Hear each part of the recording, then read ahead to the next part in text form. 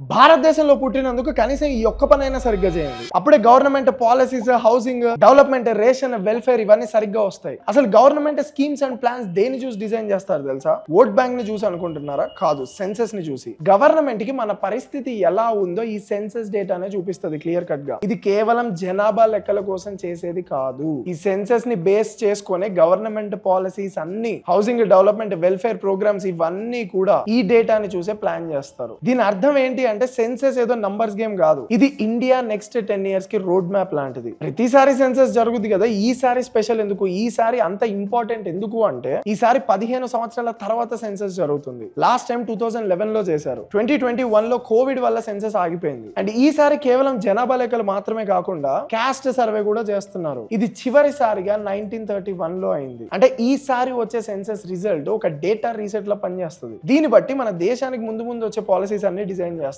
Senses 2 phases లో అవుతుంది. Phase 1 house listing operation.